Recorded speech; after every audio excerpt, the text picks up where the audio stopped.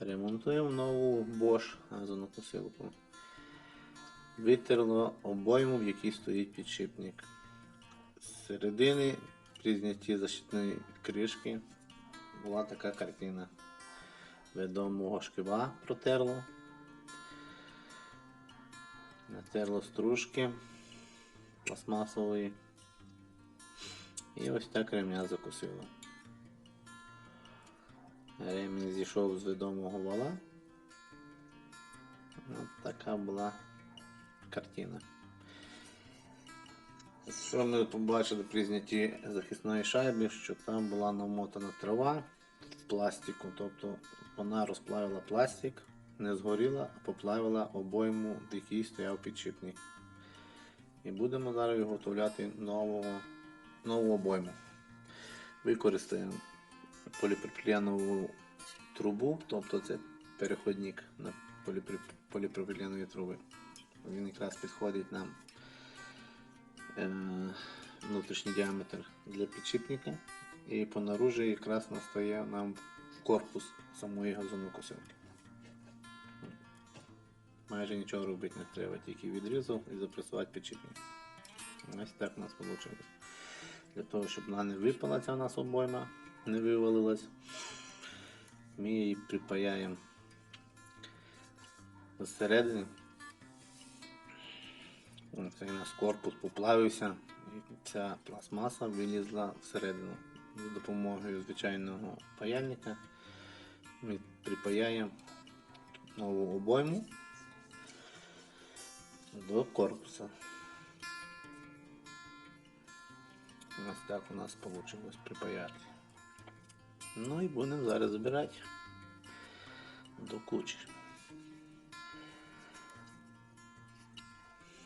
Для того, щоб поставити мотор на місце, потрібно натяжний механізм виставити, щоб можна було спокійно поставити мотор. Знімемо механізм сам натяжний і поставимо пружинку на місце, де вона має стояти до встановлення мотора. Тобто вона має бути отак, в такому положенні. І після того, коли ми вставимо мотор, ми при натисканні на мотор виведемо цю пружинку в робочий стан. Зараз вона просто стоїть зафіксована. Так має бути.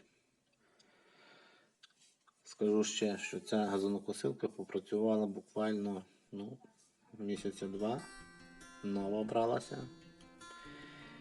І з-за того, що людина косила високу траву, яку не потрібно, її намотало і зробило таку проблему. Так, для встановлення, щоб поставити добре мотор, потрібно трошки припідняти ремінь і поставити на місце. Так що, коли будете косити високу траву, то можете очікувати на такий результат. От, коли ми вставили мотор, натиснули, пружинка стала на своє місце. Нові газонокосилки, вони почали економити на самому пластику і відповідно такі проблеми вискакують.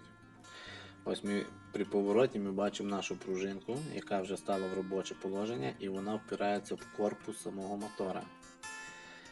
І ми повертаємо мотор, ставимо на місце, вона стоїть собі, впираючись в корпус. В ніякому разі її не потрібно виводити наверх. Ну, якщо у нас все сцентроване, то, що у нас стерло ведомого шкива, воно нічого нам не дасть. Буде працювати як треба.